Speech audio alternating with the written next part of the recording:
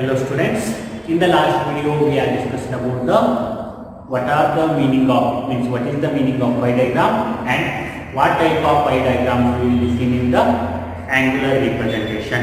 ವಿದ್ಯಾರ್ಥಿಗಳೇ ನಾವು ಹಿಂದಿನ ಒಂದು ವಿಡಿಯೋದೊಳಗೆ ಏನು ನೋಡಿದ್ದೀವಿ ಅಂತಂದ್ರೆ ಪೈ ರೇಖಾಚಿತ್ರ ಅಂದ್ರೆ ಏನು, ಪೈ ರೇಖಾಚಿತ್ರಗಳನ್ನ ಯಾವ ರೀತಿ ನಾವು ಕೋನಗಳಲ್ಲಿ ಪ್ರತಿನಿಧಿಸ್ತೀವಿ ಅನ್ನುವಂಥದ್ದನ್ನು ನಾವು ನೋಡಿದ್ದೀವಿ.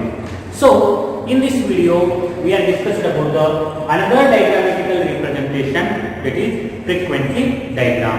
ಹಾಗಾದ್ರೆ ವಿದ್ಯಾರ್ಥಿಗಳೇ ನಾವು ಈ ಒಂದು ವಿಡಿಯೋದೊಳಗೆ ಏನು ನೋಡೋಣ ಅಂತಂದ್ರೆ ದತ್ತಾಂಶಗಳ ರೇಖಾಚಿತ್ರಗಳಲ್ಲಿನ ಮತ್ತೊಂದು ರೇಖಾಚಿತ್ರದ ಅಂಶವಾದಂತಹ ಆವೃತ್ತಿ ರೇಖಾಚಿತ್ರಗಳನ್ನು ನೋಡೋಣ. ಮೊದಲಿಗೆ ಏನಾಗಿತ್ತು, ಸಿಂಪಲ್ ಬಾರ್ ಡಯಾಗ್ರಾಮ್ ಅನ್ನು ನೋಡಿದೀವಿ, ಮಲ್ಟಿಪಲ್ ಬಾರ್ ಡಯಾಗ್ರಾಮ್ ನೋಡಿದೀವಿ, ಕಾಂಪೋನೆಂಟ್ ಬಾರ್ ಡಯಾಗ್ರಾಮ್ ನೋಡಿದೀವಿ, ಪೈ ಚಾರ್ಟ್ಸ್ ಅನ್ನು ನೋಡಿದೀವಿ. ಈಗ ನೆಕ್ಸ್ಟ್ ಒನ್ ಏನು ನೋಡೋಣ ಅಂತಂದ್ರೆ ಫ್ರೀಕ್ವೆನ್ಸಿ ಡಯಾಗ್ರಾಮ್ ಅನ್ನು ನೋಡೋಣ. ಅಂದ್ರೆ ಮೊದಲಿಗೆ ನಾವೇನು ನೋಡಿದೀವಿ, ಸ್ತಂಭ ರೇಖಾಚಿತ್ರ, ಸರಳ ಸ್ತಂಭ ರೇಖಾಚಿತ್ರ ಅಂದ್ರೆ ಏನು, ಬಹುಸ್ತಂಭ ರೇಖಾಚಿತ್ರ ಅಂದ್ರೆ ಏನು, ಸಂಘಟಕ ಸ್ತಂಭ ರೇಖಾಚಿತ್ರ ಅಂದ್ರೆ ಏನು ಅಂತ ನೋಡಿದೀವಿ, ಮತ್ತು ಪೈ ರೇಖಾಚಿತ್ರ ಅನ್ನು ನೋಡಿದ್ವಿ. ಈಗ ನೆಕ್ಸ್ಟ್ ಮತ್ತೊಂದು ಯಾವ್ದೈತಿ, ಆವೃತ್ತಿ ರೇಖಾಚಿತ್ರ ಅಂತ ಐತಿ ಅಂತ ಹೇಳ್ತೀವಿ. So what is the meaning off frequency diagram? ಹಾಗಾದ್ರೆ ಆವೃತ್ತಿ ರೇಖಾಚಿತ್ರ ಅಂದ್ರೆ ಏನು ಅಂತ ನಾವು ಹೇಳ್ತೀವಿ ಅಂತಂದ್ರೆ those diagrams which are drawn with the help of frequency is called frequency diagram. Those diagrams which are used to draw a using of frequency, or those diagrams which are drawn with the help of frequency is called frequency diagram. It means when we are taking the frequencies in our diagram, andre when we are observing the frequency diagram, that frequency diagram will be represented to showing the help of frequencies like a continuous or discrete frequency. ಅಂದ್ರೆ ಆವೃತ್ತಿ ರೇಖಾಚಿತ್ರ ಅಂದ್ರೆ ಏನು, ಆವೃತ್ತಿ ರೇಖಾಚಿತ್ರ ಅಂದ್ರೆ ಏನು ಅಂತ ಹೇಳ್ತೀವಿ ಅಂತಂದ್ರೆ ಕೆಲವು ರೇಖಾಚಿತ್ರಗಳನ್ನ ತೆಗೆಯಲು ಅಥವಾ ಯಾವ ರೇಖಾಚಿತ್ರವನ್ನ ತೆಗೆಯೋದಕ್ಕೆ ಆವೃತ್ತಿಗಳನ್ನ ಬಳಸಿಕೊಂಡು ತೆಗಿತೇವಲ್ಲ ಅಂತಹ ರೇಖಾಚಿತ್ರಕ್ಕೆ ನಾವು ಏನಂತ ಕರಿತೀವಿ, ಆವೃತ್ತಿ ರೇಖಾಚಿತ್ರ ಅಂತ ಹೇಳ್ತೀವಿ ಅಂತ ಹೇಳ್ತಾರೆ. ಅಂತಂದ್ರೆ ಆವೃತ್ತಿಗಳನ್ನ ಬಳಸಿಕೊಂಡು ರೇಖಾಚಿತ್ರದ ರಚನೆಯೊಳಗ ಆವೃತ್ತಿಯನ್ನ ಬಳಸಿಕೊಂಡು ರಚಿಸುವಂತಹ ರೇಖಾಚಿತ್ರಗಳಿಗೆ ನಾವು ಏನಂತ ಕರಿತೀವಿ, ಆವೃತ್ತಿ ರೇಖಾಚಿತ್ರ ಅಂತ ಹೇಳ್ತೀವಿ. ಅಂತ ಏನೇನದನ್ನ those diagrams which are drawn with the help of frequency, that diagrams we are called the frequency diagram. ಅಂದ್ರೆ ಯಾವ ಚಲಕಗಳನ್ನ ಅಂದ್ರೆ ಯಾವ ರೇಖಾಚಿತ್ರಗಳನ್ನ ಆವೃತ್ತಿಗಳ ಸಹಾಯದಿಂದ ನಿರ್ಮಾಣ ಮಾಡ್ತೀವಲ್ಲ ಅಂತಹ ರೇಖಾಚಿತ್ರಕ್ಕೆ ನಾವೇನಂತ ಕರಿತೀವಿ, ಆವೃತ್ತಿ ರೇಖಾಚಿತ್ರ ಅಂತ ಕರಿತೀವಿ ಅಂತ ಹೇಳ್ತಾನ. ಇದ್ರೊಳಗ ನಾವು ಏನ್ ನೋಡ್ತೀವಿ ಅಂತಂದ್ರೆ 4 ಪ್ರಕಾರದ ರೇಖಾಚಿತ್ರಗಳನ್ನ ನಾವು ನೋಡ್ತೀವಿ. When we are observing the frequency diagram, that frequency diagrams are mainly represented through the help of 4 categories. One is histogram, another one is frequency polygon, third one is frequency curve, and fourth one is ogive curve or ogive curve. ಅಂದ್ರೆ ಆವೃತ್ತಿ ರೇಖಾಚಿತ್ರವನ್ನ 4 ರೀತಿಯಾಗಿ ನಾವು ನೋಡ್ತೀವಿ. ಅವು ಯಾವುವು ಅಂತಂದ್ರೆ ಮೊದಲನೇದು ಆಯತ ರೇಖಾಚಿತ್ರ, ಆಯತ ರೇಖಾಚಿತ್ರ. ಇನ್ನ ಫ್ರೀಕ್ವೆನ್ಸಿ ಪಾಲಿಗಾನ್ ಅಂತಂದ್ರೆ ಏನು, ಆವೃತ್ತಿ ಅಥವಾ ಆವೃತ್ತ ಬಹುಭುಜಾಕೃತಿ, ಆವೃತ್ತ ಬಹುಭುಜಾಕೃತಿ ಅಥವಾ ಆವೃತ್ತಿ ಬಹುಭುಜಾಕೃತಿ ಅಂತ ಕರಿತೀವಿ. ಫ್ರೀಕ್ವೆನ್ಸಿ ಕರ್ವ್, ಆವೃತ್ತ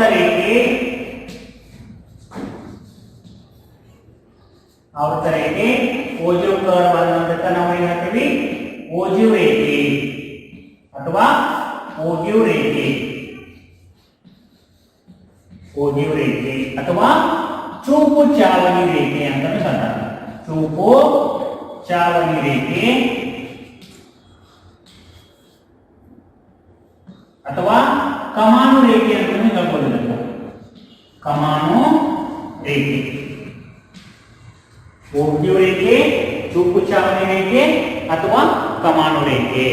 ಮೊದಲನೇದೇನದ ಆಯತ ರೇಖಾಚಿತ್ರ, ಆವೃತ್ತಿ ಬಹುಭುಜಾಕೃತಿ, ಆವೃತ್ತ ರೇಖೆ ಅಥವಾ ಆವೃತ್ತ ರೇಖಾಚಿತ್ರ, ಹೋಗಿ ಕೋಡಿಯು ರೇಖಾಚಿತ್ರ ಅಥವಾ ಚೌಕು ಚಾವಣಿ ಅಥವಾ ಕಮಾನು ರೇಖಾಚಿತ್ರ ಅಂತ ನಾವು ಹೇಳ್ತೀವಿ.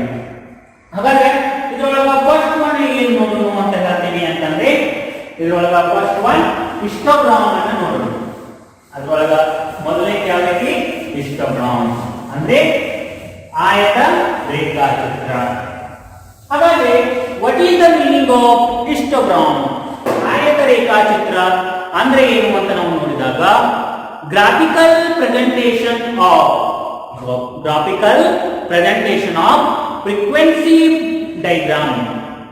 Graphical presentation off frequency diagram of a construction of continuous series is called histogram. It means when we are observing the frequencies, which frequencies are continuous variable, that continuous variables are drawing through the help of histogram.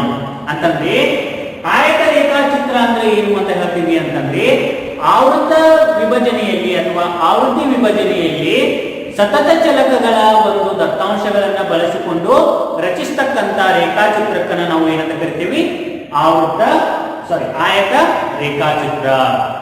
ಅಂದ್ರೆ ಆವೃತ್ತಿ ವಿತರಣೆಯಲ್ಲಿನ ಸತತ ಚಲಕಗಳನ್ನ ಬಳಸಿಕೊಂಡು ರಚಿಸತಕ್ಕಂತ ರೇಖಾಚಿತ್ರಕ್ಕೆ ನಾವು ಏನಂತ ಕರಿತೀವಿ? ಆಯತ ರೇಖಾಚಿತ್ರ ಅಂತ ಕರಿತೀವಿ ಅಂತ ಹೇಳ್ತಾನ. It means histogram mainly represented to it means which diagram or a histogram mainly represented to continuous series of frequency, that diagrams we are called the histogram. ಅಂದ್ರೆ ಯಾವಾಗ ಸತತ ಚಲಕಗಳನ್ನ ಬಳಸಿಕೊಂಡು ರೇಖಾಚಿತ್ರವನ್ನ ರಚಿಸ್ತೇವಲ್ಲ, ಅವು ಏನಾಗಿರ್ತಾವ? ಆಯತ ರೇಖಾಚಿತ್ರಗಳು ಆಗಿರ್ತಾವು ಅಂತ ಹೇಳ್ತಾನ. ಹಾಗಾದ್ರೆ ಒಂದು ಎಕ್ಸಾಂಪಲ್ ಅನ್ನ ನೋಡೋಣ. ಈ ಹಿಸ್ಟೋಗ್ರಾಮ್ಗೆ ಒಂದು ಎಕ್ಸಾಂಪಲ್ ಅನ್ನ ನಾವು ನೋಡಿದಾಗ ಏನಂತ ಐತಿ ಅಂತ ಹೇಳ್ತಾನ ಅಂತಂದ್ರೆ, the first one is example ಅನ್ನು ತಗೊಳ್ತೀವಿ. ಮಾರ್ಕ್ಸ್ ಒಂದ್ ಕಡೆ ಬರ್ಕೋರಿ, ಅಂಕಗಳು ಅದರೊಳಗೆ ಎಷ್ಟದ? 0 to 10, 10 to 20, 20 to 30, 30 to 40, 40 to 50. ಸಾಕು. ಸಿಂಪಲ್ ಆಗಿರೋ ಒಂದು ಎಕ್ಸಾಂಪಲ್ ಅನ್ನು ಡ್ರಾ ಮಾಡ್ಕೊಳ್ಳೋಣ. Next one is number of students.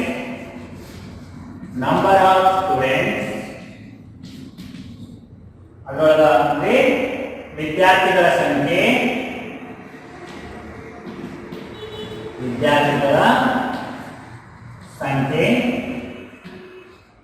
ಅದರೊಳಗ ಏನ್ ತಗೊಳ್ಳೋಣ ಅಂತಂದ್ರೆ, 0 to 10 ಎಷ್ಟದ?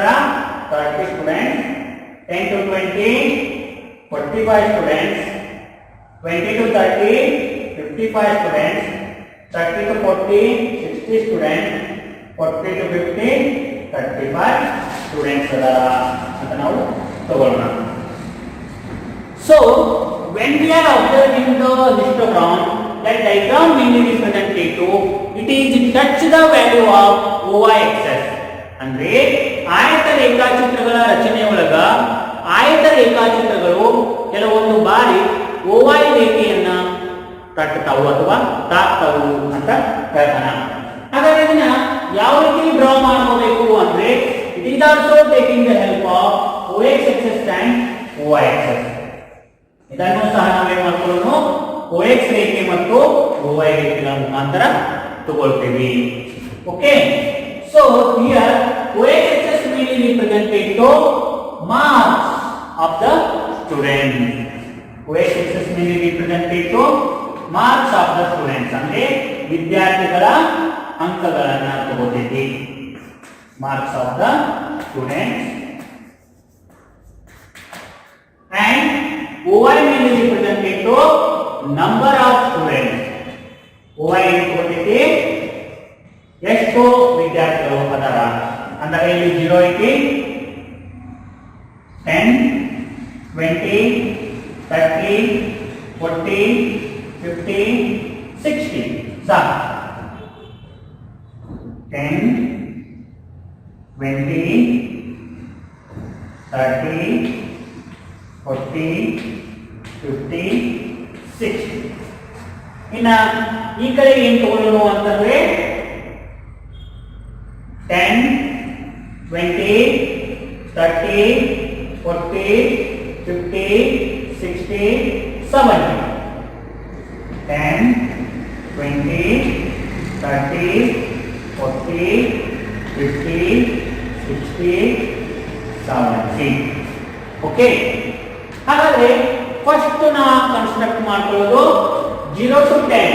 0 to 10 ಒಳಗ ಎಷ್ಟದಾರ 30 ಸ್ಟೂಡೆಂಟ್ಸ್ ಅದಾರ. 0 to 10 ಒಳಗ ಎಷ್ಟದಾರ 30 ಸ್ಟೂಡೆಂಟ್ಸ್ ಅದಾರ.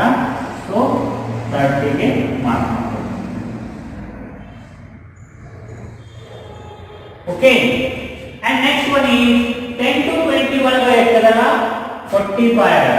ಇಲ್ಲಿ ನೋಡಿ, when we are observing the histogram, that histograms may be represented to touch the y-axis and it will be represented to continuous of angle, continuous of bars. ಅಂದ್ರೆ ಆಯತ ರೇಖಾಚಿತ್ರ ಓವೈ ರೇಖೆಯನ್ನು ತಲುಪ್ತೈತಿ ಮತ್ತು ಅವು ಒಂದಕ್ಕೊಂದು ತಾಕಿಕೊಂಡು ರೇಖಾಚಿತ್ರಗಳು ಇರ್ತಾವ ಅಂತ ಹೇಳ್ತಾರೆ. ಹೇಗೆ ಅಂತಂದ್ರೆ ನೆಕ್ಸ್ಟ್ 10 to 20, ಯಾಕಂದ್ರೆ it is a continuous variable. ಇಲ್ಲಿ ಕಂಟಿನ್ಯೂಸ್ ವೇರಿಯೇಬಲ್ ಇರೋದ್ರಿಂದ ಅಂದ್ರೆ ಸತತ ಚಲಕಗಳು ಇರೋದ್ರಿಂದ ಒಂದಕ್ಕೊಂದು ತಾಕ್ತಾ ಹೋಗ್ತಾವು. 10 to 20 ಎಷ್ಟದರ 45 ಅದರ. ಹಾಗಾಗಿ ನಾ ಇಲ್ಲಿ ನೆಕ್ಸ್ಟ್ ಏನ್ ಮಾಡ್ಕೊತೀನಿ 45 ಗೆ ರಿಪ್ರೆಸೆಂಟ್ ಮಾಡ್ಕೊತೀನಿ. 40, 45.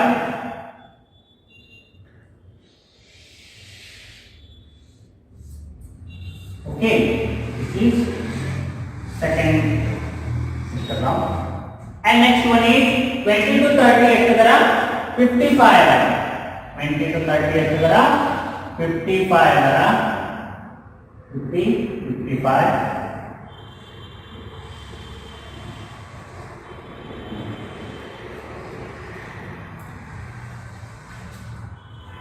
And next one is 30 to 40 ಎಷ್ಟದರ 60 ಅದರ.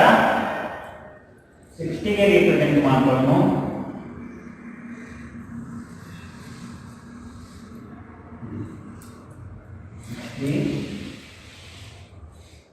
And next one is 40 to 50 ಎಷ್ಟದರ 35 ಅದರ. 35 ಗೆ ರಿಪ್ರೆಸೆಂಟ್ ಮಾಡ್ಕೊಳ್ಳೋಣ.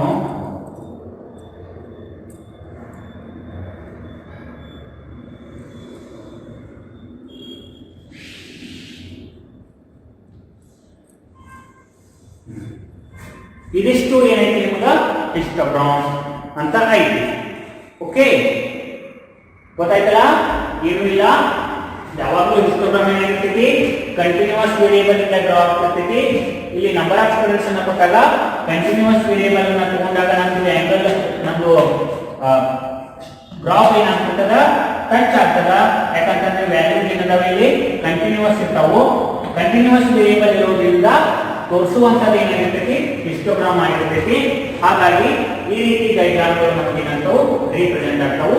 ಸಿಂಪಲ್ ಏನಾದ್ರು ತಗೋರಿ, ಇಲ್ಲಿ OX ಆಕ್ಸಿಸ್ ಒಳಗೆ ಏನು ತಗೋರಿ ಮಾರ್ಕ್ಸ್ ತಗೋರಿ, OY ಆಕ್ಸಿಸ್ ಒಳಗೆ ಏನು ತಗೋರಿ ನಂಬರ್ ಆಫ್ ಸ್ಟೂಡೆಂಟ್ಸ್ ಅನ್ನ ತಗೊಂಡು ಡ್ರಾ ಮಾಡ್ಕೊರಿ. ಆವಾಗ ನಮಗೆ ಏನು ಸಿಗ್ತದ ಹಿಸ್ಟೋಗ್ರಾಮ್ ಸಿಗ್ತದ. ಗೊತ್ತಾಯ್ತಲ್ಲ? ಇನ್ನು ಒಂದು ಎಕ್ಸಾಂಪಲ್ ಅನ್ನ ಕೊಡ್ತೀನಿ ನೋಡ್ರಿ. ಎಕ್ಸಾಂಪಲ್ ಅನ್ನ ಕೊಡ್ತೀನಿ, ಅದನ್ನೊಂದು ಡ್ರಾ ಮಾಡ್ಕೊರಿ. ಇನ್ಕಮ್ ಒಂದ್ ಕಡೆ ಏನೈತಿ ಆದಾಯ ಐತಿ. ಎಷ್ಟೈತಿ 45 to 49, 50 to 54, 55 to 59, 60 to 64, 65 to 69, 70 to 74, 75 to 79. Sorry, wage or wages ಅಂದ್ರೆ ಕೂಲಿ 2, 3, 5, 3, 6, 7, 12. Draw a histogram. ಈ ಪ್ರಾರಂಭಿಕ ಏನು ಮಾಡಿ ಒಂದು ಆಯತ ರೇಖಾಚಿತ್ರವನ್ನು ತೆಗೆದು ನಂಗೆ ವಾಟ್ಸಪ್ ಮಾಡಿ. ಇದಿಷ್ಟು ಏನೈತಿ ನಿಮ್ಗೆ ಆಯತ ರೇಖಾಚಿತ್ರ ಐತಿ. ಗೊತ್ತಾಗಲಿಲ್ಲ ಅಂತಂದ್ರೆ ನೆಕ್ಸ್ಟ್ ಹೇಳಿ ನೆಕ್ಸ್ಟ್ ಫ್ರೀಕ್ವೆನ್ಸಿ ಪಾಲಿಗಾನ್ಗೆ ಹೋಗೋಣ. ಓಕೆ.